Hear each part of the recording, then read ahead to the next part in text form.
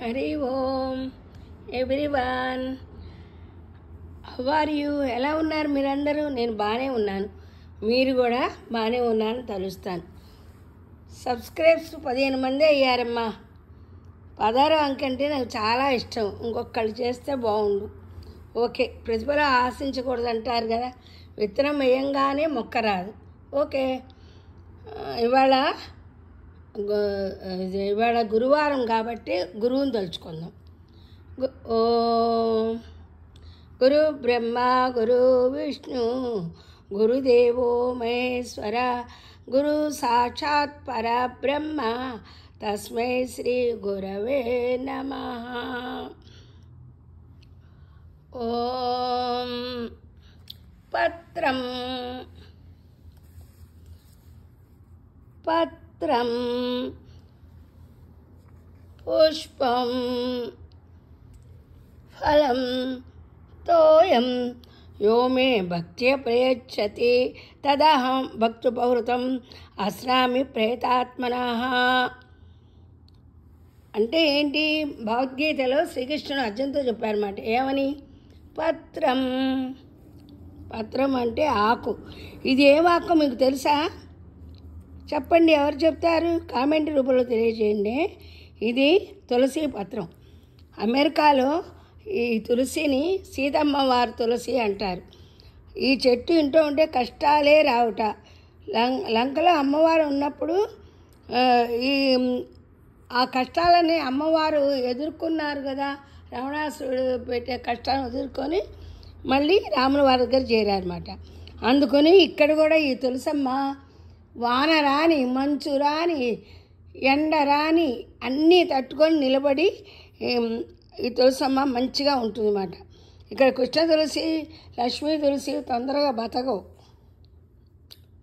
అందుకని ఇక్కడ అమెరికాలో ఈ తులసమ్మని సీత తులసి అంటారన్నమాట. పత్రం పుష్పం. ఇదేం పుష్పం తెలుసా? మందార పువ్వు. ఈ మందార పువ్వు అంటే ఎవరో తెలుసా? ఋషులుట దేవుడిని ప్రార్థించారన్నమాట. ఋషులు బాగా వేదాలు చదువుతారు కదా, అప్పుడు దేవుని ప్రత్యక్షమై మీకేం వరం కావాలి అని అడుగుతారు. అడిగితే ఋషులు వాళ్ళ కోసం కాకుండా మానవుల కోసం అంటారు, మేము మందార చెట్టు ఉంటాము, మా మందార పూలు మీకు పాదాల దగ్గరికి రావాలి స్వామి అని వేడుకునేమాట. అందుకే మందార చెట్టు లేని ఇల్లు ఉండదు. మందార పువ్వు భగవంతుడికి పెడతారు, తల్లో కూడా పెట్టుకోరు. ఎందుకంటే ఋషులు కోరుకుంటారన్నమాట దేవుని పాదాల దగ్గర ఉండాలని. అది ఈ మందార పువ్వు విశేషం. ఇంకా పోతే పండు. పత్రం పుష్పం ఫలంతో అన్నారు కదా. పండు, ఫలం అంటే పండు. అన్ని పండ్లల్లో 2 పండ్లు దేవుడికి చాలా మంచి మాట పెడితే. తక్కినవన్నీ ఎంగిలివే. యాపిల్ పెట్టినా ఎంగిలే, ద్రాక్ష పెట్టినా ఎంగిలే, మామిడి పండు పెట్టినా ఎంగిలే. రాజు మామిడి పండు అంటారు, అది కూడా ఎంగిలేట. ఎంగిలేంది ఏంటి? ఫస్ట్ కొబ్బరికాయ ఎంగిలి కాదన్నమాట. కొబ్బరికాయలోంచే చెట్టు వస్తుంది. ఇది అరటిపండు మొక్కలుగా వస్తాయన్నమాట. అరటిపండు ఎంగిలివి కాదు. తక్కినవన్నీ ఇప్పుడు మనం పొమోగ్రేట్ తింటాము, ద్రాక్ష పండు కాదు, పొమోగ్రేట్ దానిమ్మ పండు తింటాము. తిన్నాక గింజ ఉమ్మితే చెట్టు వస్తుంది, అది ఎంగిలే. అవన్నీ ఎంగిలే. అరటిపండు మటుకు ఎంగిలి కాదు. అందుకే ఫస్ట్ పూర్ణ ఫలితం ఏంటి? కొబ్బరికాయ. అది కొబ్బరికాయ నైవేద్యం పెట్టాలి. లేకపోతే రెండో రకం అరటిపండు, ఇది కూడా ఎంగిలి కాదు కాబట్టి ఇవి పెట్టాలి. ఇంకా యాపిల్ పండు మీరు ఏం పెట్టినా అవి ఎంగిలి కిందే లెక్క వస్తాయి. కాకపోతే మన భక్తి చూస్తారు కాబట్టి స్వామి శబరి ఎంగిలి చేసి పెట్టినా తిన్నారు కదా స్వామి. అది మన మనం ఎంగిలి లేకుండా పెట్టాలనుకుంటాం అనుకో, మనకు శక్తి అయింది. స్వామి మన దగ్గర నుంచి ఏమీ ఆశించాడు. బెల్లం ముక్క పెట్టినా అది ఎంగిలి కాదు, దాన్ని కూడా పూర్ణ ఫలితం ఉంటుంట. ఈ బెల్లం సంగతి ఎవరు చెప్పారు?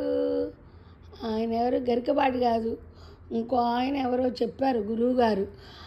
అప్పుడు నాకు తెలిసి మాట బెల్లం కూడా నైవేద్యం పెట్టమని. ఈ శ్లోకంలో ఇన్ని అర్థం ఉంది మాట. మళ్ళీ ఇంకోసారి చెప్తానే.